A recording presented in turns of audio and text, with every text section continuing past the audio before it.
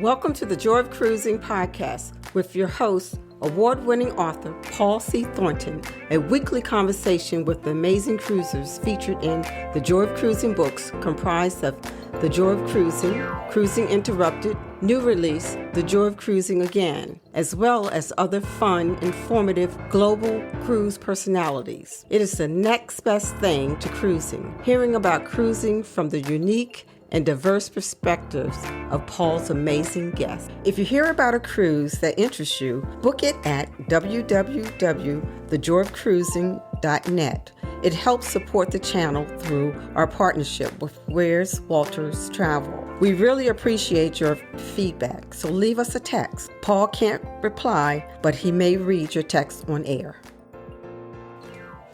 Hello, passionate cruisers. This is Paul, and I am delighted to welcome this week on the Joy of Cruising podcast, Sandra and Chris, creators of Brits on the Ship, blog, YouTube channel, and Instagram platform, and shortlist candidate for the 2024 Wave Awards for Favorite Cruise Influencer. Let me set the stage by pointing out that the Wave Awards is the UK cruise industry's premier award.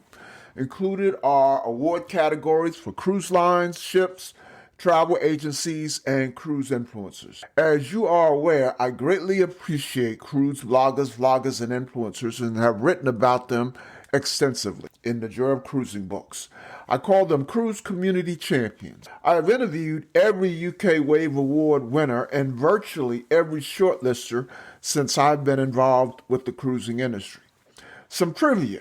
The very first person who agreed to be featured in my first book in 2018, The Joy of Cruising, when I was just a voice on the internet, was at the time 23-year-old Emma Latisse, now of Emma Cruises, who I reached out to after she won the Wave Award for her Cruising is Not Just for Old People blog.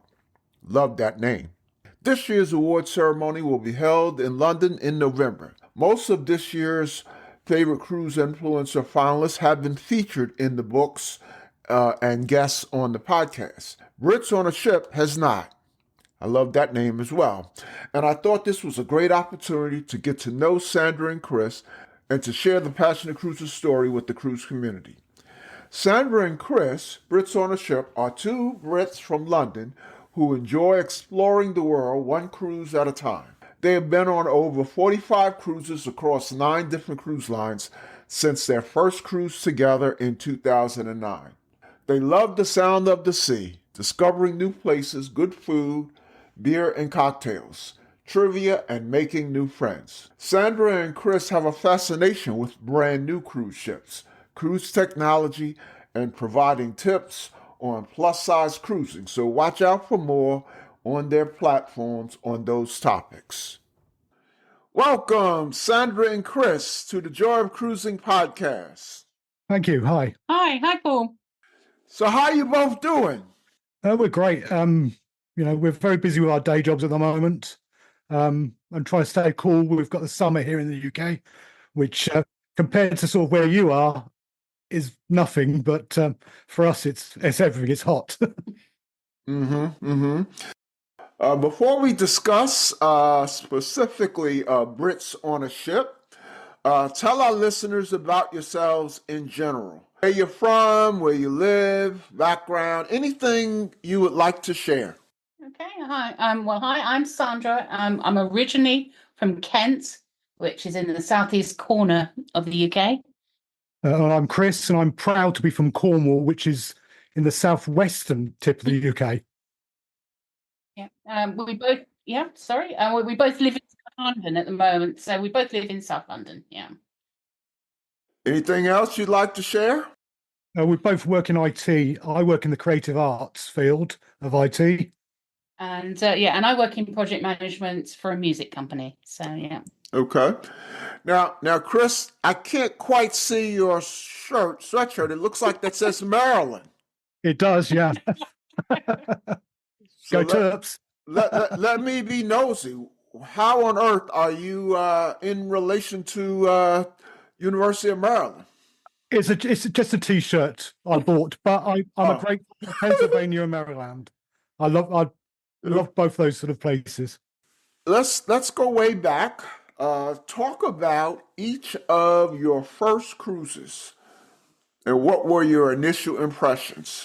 Okay, so my first cruise was as a kid, and I was taken on a Mediterranean cruise on one of the P&O ships, P&O Canberra. Um, my mother spotted an advert in a Sunday newspaper, and she had money to burn, and she booked it on impulse. And we had one of the cheapest cabins on the ship. It was in the bowels. We had 4 bunk beds. We had a porthole and a wash basin, and then we had communal bathrooms next to the laundry. So yes, very basic. But I was very young. I wasn't to know, but it was. I just remember the lovely pools. And we had a friendly waiter called George, and we were in the same table every night and every meal. We visited places like Palma, Mallorca, Gibraltar, Athens, and I think the highlight for me was watching the movie Jaws in the theatre. I was allowed to go in and watch it on my own. I mean, but what a film to watch on a cruise ship! I mean, Yeah, yeah. That's like I've heard of cruise ships showing Titanic. That's kind of like that. yeah. Yeah, something you don't really want to So, watch on a cruise ship. so Sandra, did you get hooked, or were you just too young at the I was too time, or young, and I think it was like a one-off, a treat, so we didn't have that much money, but I mean we did, we just did land-based holidays after that, but yeah, I mean I enjoyed it. So I guess when you do come around to cruising, at least you've got that in your back pocket. So yeah. hmm how long was it before you cruised again? My word. About 30 odd years, I think, something like that. Yeah. Long time. Yeah. Wow. And me, when I was younger, like Emma said, I thought that cruising was just for old people. So I spent a lot of time traveling around Europe on ferries and trains when I was younger. And I always had some sort of affinity with the sea, because from Cornwall, which is sea-bound, around it. I've always loved the sea, but I didn't get into cruising until I cruised with Sandra in 2009. So what was your first cruise together? Yeah, so that was, well, if I can explain the background, it's a bit Sure. yeah. When we got together, we started doing these holidays to the States, and we started doing what would you call them? Road trips. Road trips, where we'd pick up a rental car and then we'd go on long trips around and then drop the car off, after 2 weeks later.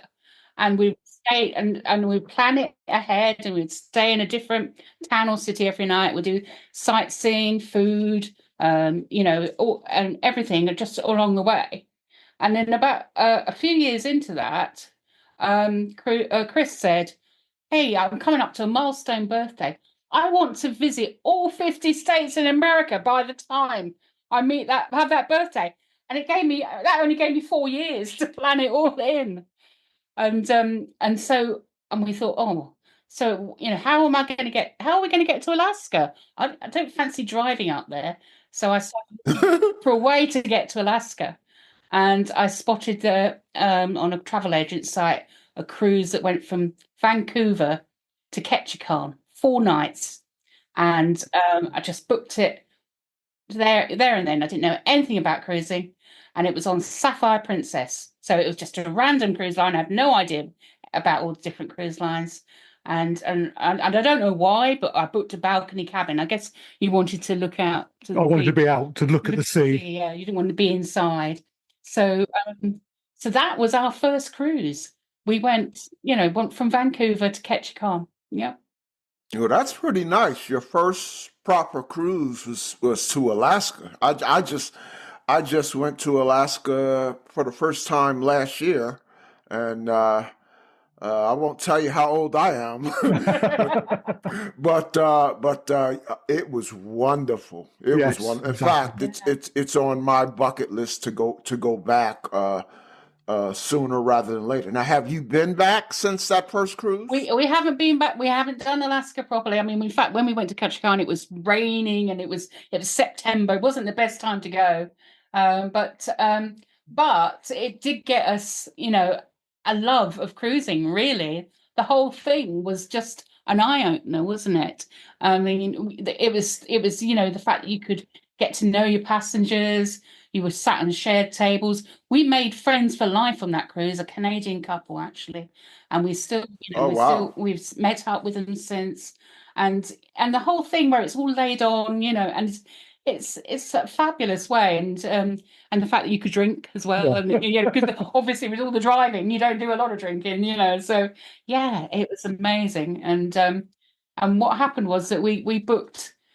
We needed to get, we did do the rest of the states in the next few years, and 3 weeks before Chris's birthday, we went on Sapphire Princess again, and we went to Hawaii, and that was amazing. That was beautiful and brilliant. Yeah. Yes, it was.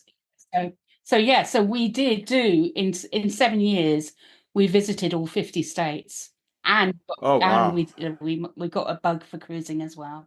Well, I just went to Hawaii last year as well. As a matter of fact, the cruise that I mentioned that was the first time I went to Alaska was the same. It was a Hawaii to Alaska cruise. So it was a true amazing, a true dream cruise. I love both places, but I actually want to get back to Alaska more than I want to get back to Hawaii. Really? Oh. Yeah. Hawaii, I would like to go back to Hawaai like on a land trip. Yes, yeah. I think We hired a cruise, I'd like car to and go back to went Alaska. around Oahu, and do you remember? Did you ever see the TV series Lost? Yes. That was filmed in Hawaii, and we went around and did all the locations. movie locations. Oh, okay. It was some time ago, though. Yeah, as you can imagine. Yeah. All of that, of course, was before the pandemic. So give us a little of your cruise background leading up to the shutdown. What were some of your earlier cruises? So, I mean, we started trying to do a cruise every year after our first cruise, and to sort of like add extra cruises on because we got the bug. And then in 2017, we did 11 cruises that year. Like we were doing every little cruise out of the UK we could do. Yeah, obviously because we're still working. They did P&O put on these weekend cruises, so you end up only having to take half a day off of work or something like that if you can get back in time. So it was just the best way of fitting in as much cruising as possible, really. And we experimented with other lines in that time as well. Yeah, we did sort of like Cunard and Royal Caribbean and NCL and P&O, of course. Yeah. And it was great to see the differences between the different cruise lines, because we were being Princess up to that point. Yeah. And see the differences, and it just made you work out that there's a cruise for everybody, because there's a line for everybody. Yeah. Do you guys have a favorite cruise line? We do, and that is still Princess. Funny enough, I joined a cruise critic and got caught up in all the excitement for the launch of the Royal class ships, and we were lucky enough to go on a preview cruise for Royal Princess when she went out of Southampton, and as part of that, we got really excited about being the first passengers, the paid passengers, to be on it, and so that meant that over the time, we threw in some more maiden cruises as a result. We did the Norwegian Bliss, the first cruise on that. Celebrity Edge, we were on the first cruise of that. Yeah. I think we just love that the new cruise ship smell. Yep. And so I mean and also we were also on Princess, being one of our favourite lines. We managed to get on the first Medallion class cruise as well, which was in 2017 on Regal Princess in the Caribbean. I mean, we love ship technology. Chris is such a geek. And, I'm a nerd as well. Yeah. But nothing worked on the Medallion at that time. Sorry. It didn't even open the doors. It was just like, but we met John Paget, and we got to talked to him a lot and talked to the medallion class. Yeah. It was quite great. Yeah. At that time. So then in 2020, of course, came the pandemic. Did you accomplish anything noteworthy during the shutdown? How did you spend your time? I mean, it was a strange time for us because I was working in an office in London, and then one day they said, "You can't come in anymore. You have to work from home." So I work in IT. We moved straight online. My whole team was online, and it was like, Zoom calls then and Teams calls, and it was strange. It just, but it was a switch, and it happened straight away. And it's like I'm upstairs in my office, Sandra's downstairs in her office, and we meet for lunch. Yeah. We actually worked harder. I did long hours. Yeah. Really, because I didn't have that commute any day. Every day. Going from commuting for like an hour, half an hour, 2 hours a day to nothing, to be able to walk from your bedroom, go and have breakfast, and then you're online. You're working. Yeah. So that alone adds to your efficiency and productivity. So after the pandemic ended, what was your first cruise post lockdown? Well, we were on the first cruise out of the UK, which was the Maiden. Was that Virtuoso? Yeah. Virtuoso, yeah. But I mean, there was a lot of other cruise people on there, so influencers. Yeah, Emma Ben and David. Everybody wanted to be on that cruise because that was the first one out. We got FOMO, so yeah. How did it feel getting on that first cruise? Did tears come to your eyes like they came to mine? Yes, but it was scary because you go from not being around people, not even being around your family, to being around 1,000 people. We'll be right back.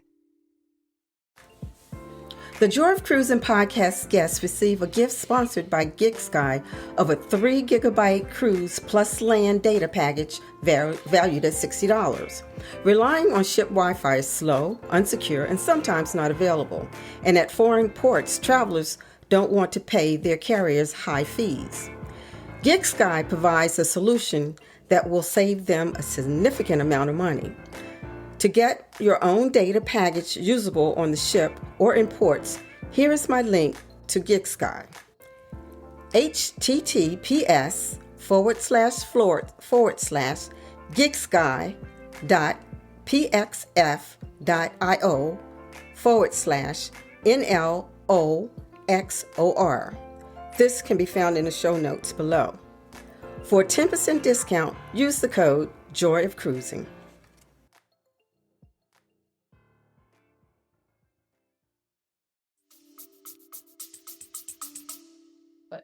Yeah, I mean, and they had they hadn't gone virtual on the what is it? The muster. So everyone was walking down towards the muster. Those queues of people, and you're like, I'm going to get something here? Am I going to do something? Yes. Oh. One good thing that came out of that period is, a lot of cruise lines came up with, streamlined muster drills, and some have stayed with it, but others, they seem to be backtracking to the old way.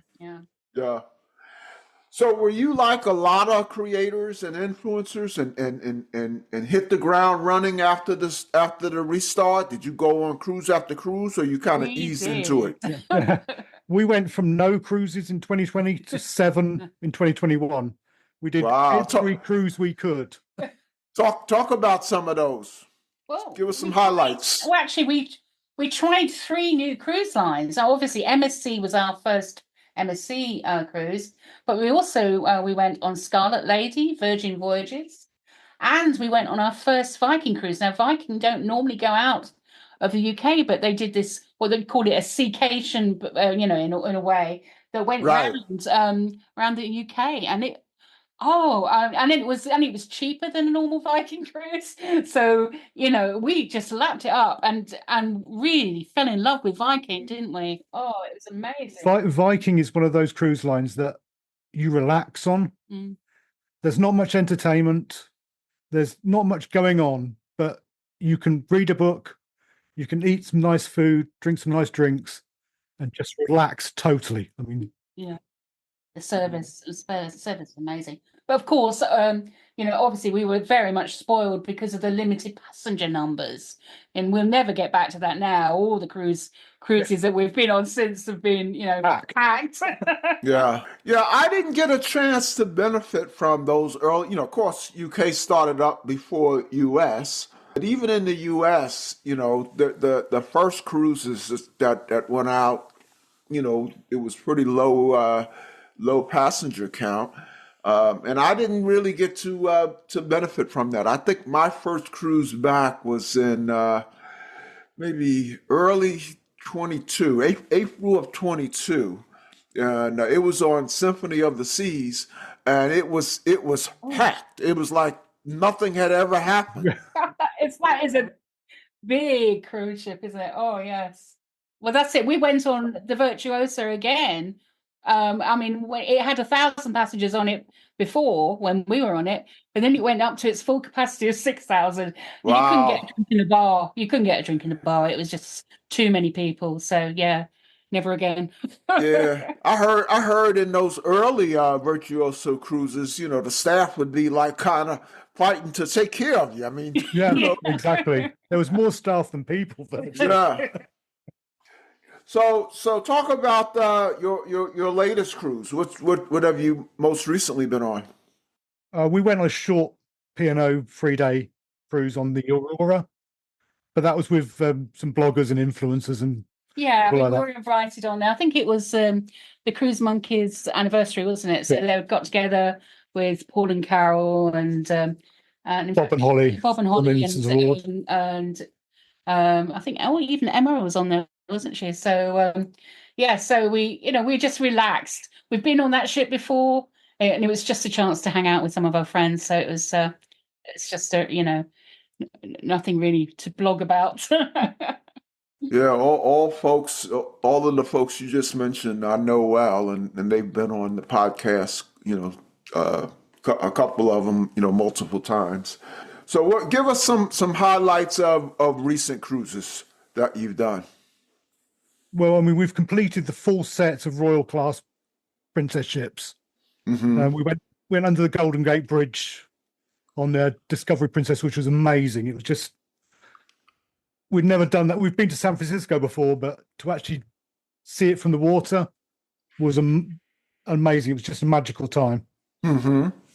And that was almost as iconic as coming out, leaving New York on we did a Queen Mary transatlantic coming back to Southampton as well. So that was pretty, that was a bucket list for us last year, wasn't it?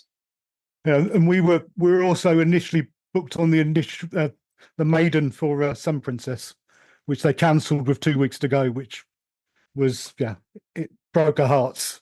So you still haven't been on Sun?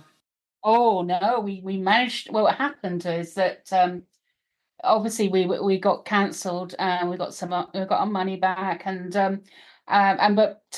we've got a good relationship with the Princess UK, and they actually offered us a free cruise, a media cruise on her over Easter. So I'm sort of really involved with Cruise Critic and have been building up all the excitement with everybody on there about and reporting on all the news. So that's on our blog we actually had a sort of a news ticker for everything that was going on Sun Princess, and that got a lot of hits. And so we were actually we were brokenhearted that we could actually go on her, but being allowed to go on her and just experience her, it was just a 6-day cruise, wasn't it? But it was amazing, and we really, really loved her. Yeah. We enjoyed every minute.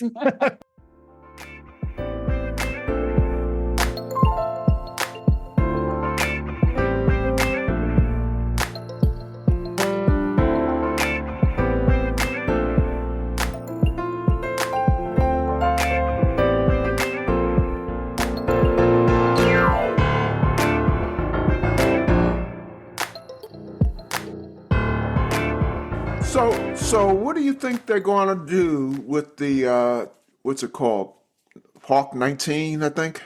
Yes, well, it's going, isn't it? I So don't know. I mean, because they've always had different ideas of what they're going to do with the sort of spaces at the top. Hmm.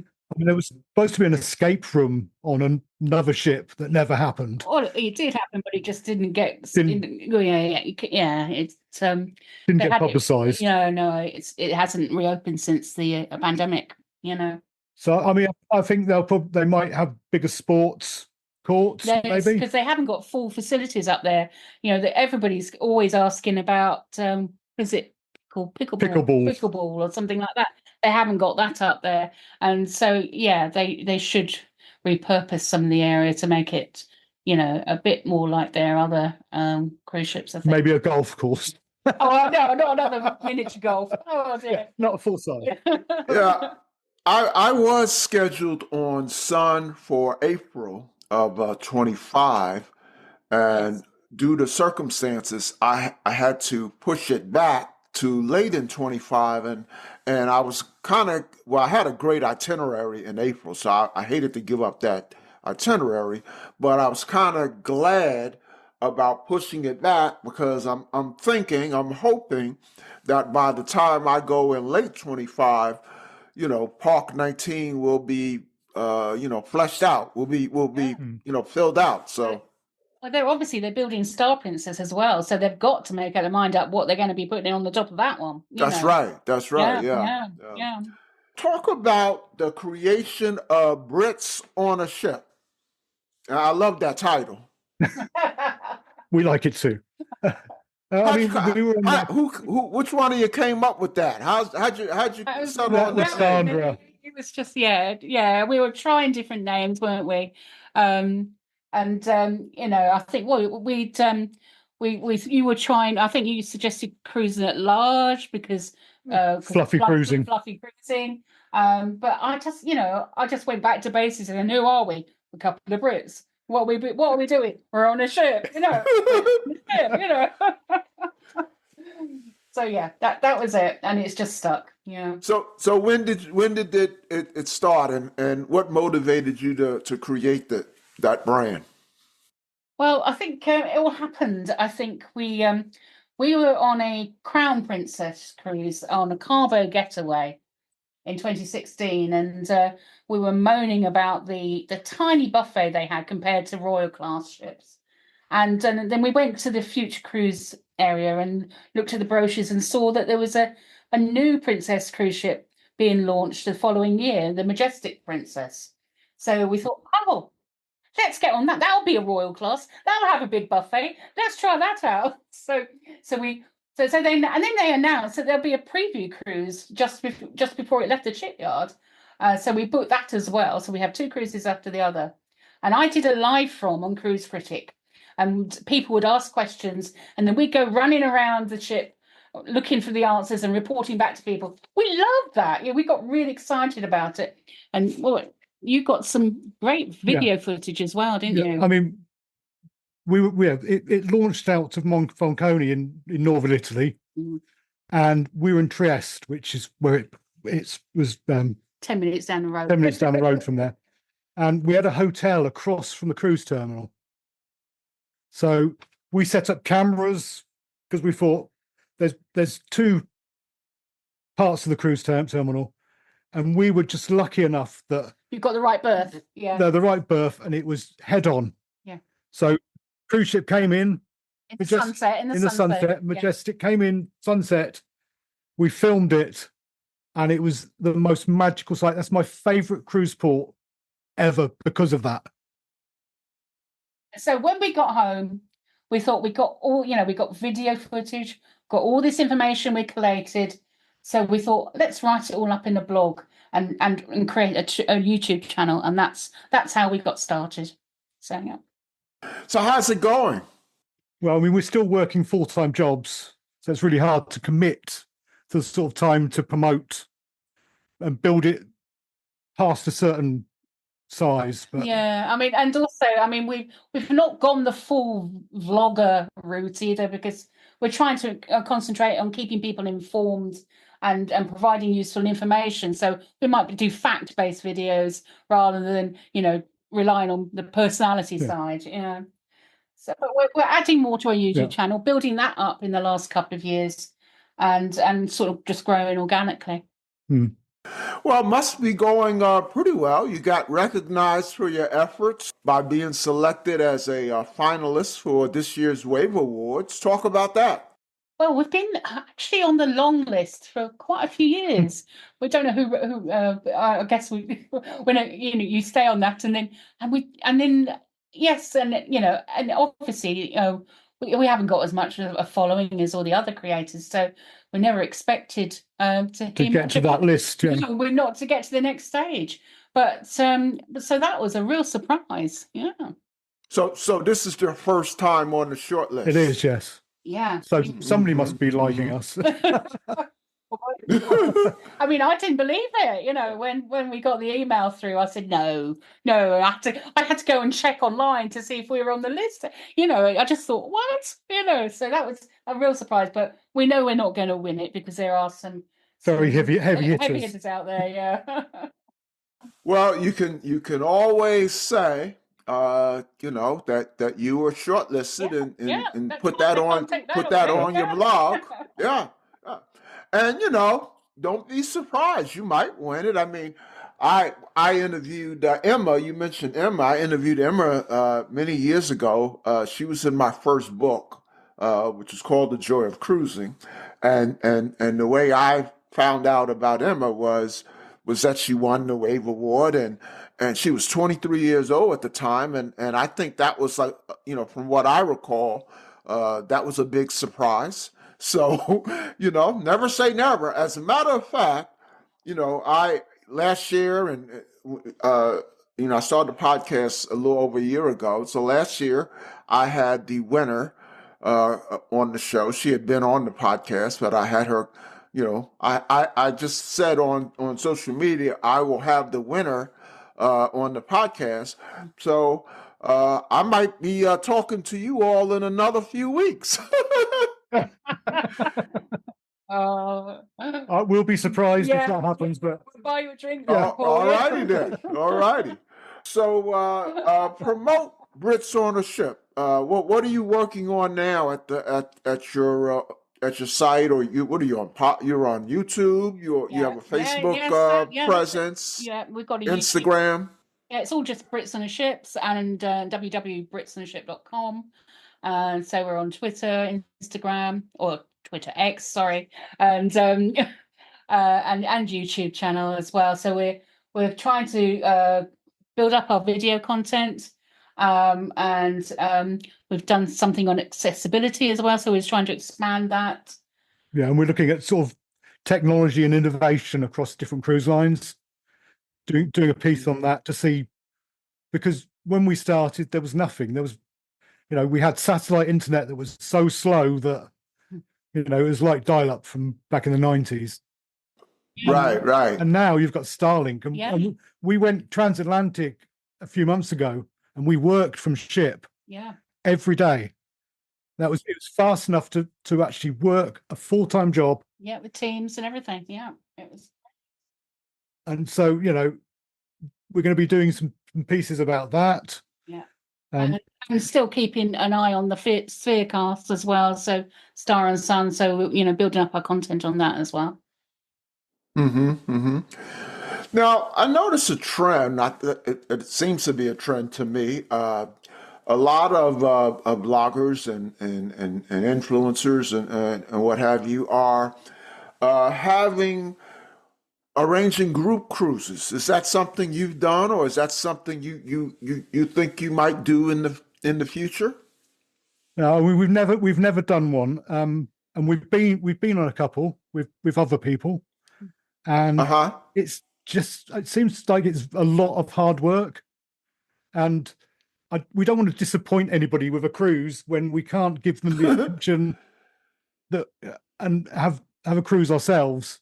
So it's a lot of responsibility, isn't it? I mean, people have to, people have to pay for their cruises and use up their holidays, and I don't want to be responsible for A bad cruise. cruise. But I think so. Currently, I think we're steering well clear of doing our own one. But We'll go on other Mhm. people's. yeah, Yep. So you alluded to it a minute ago. Tell our listeners how they can keep up with Brits on a Ship on social media and the internet. So you can search Brits on a Ship on X, on YouTube, and on Insta. yeah. And we've got a website, which is our main blog, which is www.britsonaship.com. Okay. Let's talk a little bit about the future. We've got some great ships coming out. And some have come out in 24 and some more in 25. Are you anxious to try anything in particular? Well, and we're going to go back to NCL. I think we've booked a Norwegian Leonardo class, which is the Aqua, yeah. And I mean, we love Breakaway Plus style ships because it had a brute house on it, and it was great. And The Aqua's the new one coming out, right? It's a new one next year. So Yeah, I think they're going to. I think there was some criticism of some of the venues being quite small on Prima and Viva, and I think they might be changing some of the layout a bit. So that'll be interesting to report on as well. Yeah. Yeah, I'm booked on the Prima myself, and actually, it will be leaving from Southampton, going to the fjord. So Is that Nice. nice? Oh. maybe I'll get to see you all. I've got a lot of I've got a lot of friends in UK, and I'm sure we'll spend a little time in London, and so hopefully we'll get to see some folks we know. So what do you have? Anything else on your list that you're anxious to try? Not booked yet, but just in your mind. well, I mean, we really want to try the Star Princess when it's released, but we can have a plan B just in case they cancel it. Yeah. They had a lot of trouble getting Sun Princess off the ground, because I remember. Well, I say off the ground. I guess I should say in the water. I had someone scheduled who was on the inaugural, like you were scheduled, and it got canceled. And then I had someone else, and it got canceled. We're going to try Star Princess, hopefully, but as I said, we want to have a plan B just in case. Yes.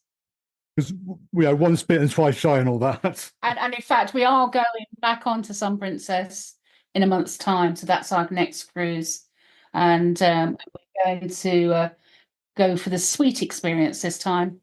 Oh, very nice. Before they change the Sanctuary Collection classes rolled out, so yes, that'll be really nice, and then we're.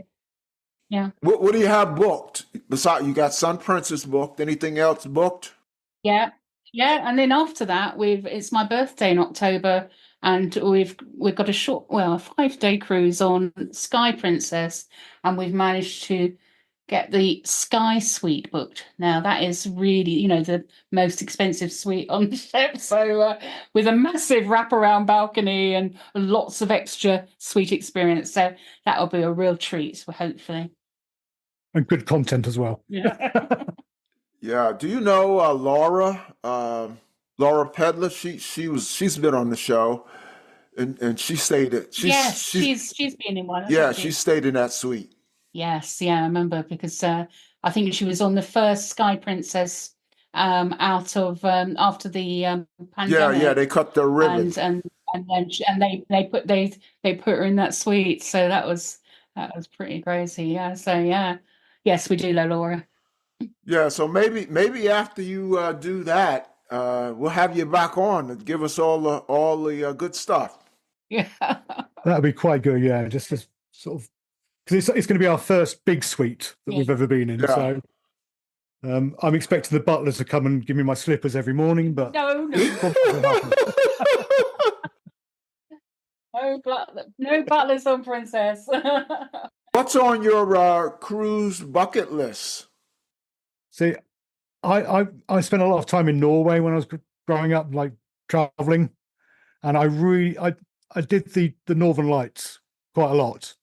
But Sandra's not seen the Northern Lights, No. so we want to go Nord Cape and Tromsø and all of that. And we don't know which cruise line yet, and I just want her to experience that because it's magical. It's beautiful.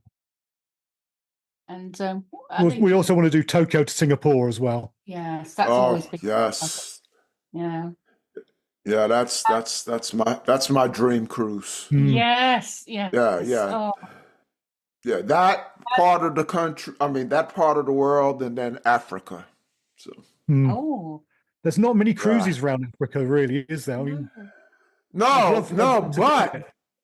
but I had someone on, I guess it's been a couple of months now, and she went on a 73-day cruise, which I'd never do because that would drive my wife crazy. but a 73-day cruise with 26 stops in Africa. wow. So, Actually, they're rare, but it does happen. Yeah. There's an island off of Africa called Cape Verde, which I really, really would like to visit. That's one of your bucket lists. That's on my bucket list. So I know that some of the smaller cruise ships do stop there that go around Africa. So yeah, I'd love to try and get on one of those. And also Panama Canal full transit as well, which is on most people's bucket lists. Yeah, I'm booked on the Rotterdam on a Panama Canal cruise in I think March. So I've enjoyed meeting you all and talking to you. Before we let you go, a couple of fun questions or light questions. The first one is just so that I can get some ideas, and I get some great ideas from this question. So for each of you, what's your favorite cruise drink and cruise food? And drink could be anything. It can be tea or coffee, but could be a cocktail. See, I'm a beer geek, so I like cruise lines that have beers on tap, especially craft beers. And NCL, that's why I like the Breakaway Plus style, because they got the brew house, which has got a list of lots of beers to try. And you've been on a couple of transatlantics and tried to drink them dry. Just to try and drink them dry, yeah. We managed on one of them. A group of people, we managed to drink them dry, and they had to restock when we got to Halifax. Yeah. So craft beers, do you have any? You have a favorite? It's hard because there's a book called 1,001 Beers to Try Before You Die, and I took that to heart. And I'm up to about 750 now, and it's worldwide. So we spent a lot of time in the States going to different little breweries. Yeah. So and driving like 5 hours or something to get this one beer, the last beer that they've got from the tap. And yeah, so I can't say, it's like saying your favorite child. Right. I can't say it, but I mean, I like a good stout. Yeah. You don't like the I don't like IPAs. IPAs. I know that much. I don't drink beer. It's like drinking like lawn shavings for me. So Sandra, what's your favorite drink? I'm pretty easy to please. I love a good mudslide. So I love mudslides. Yeah, is my favorite mudslide. Yeah. Yeah.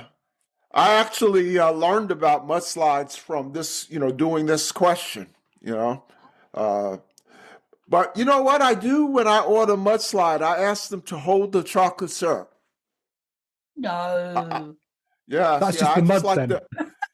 Yes, mud. I just like the mud, not the mudslide. So,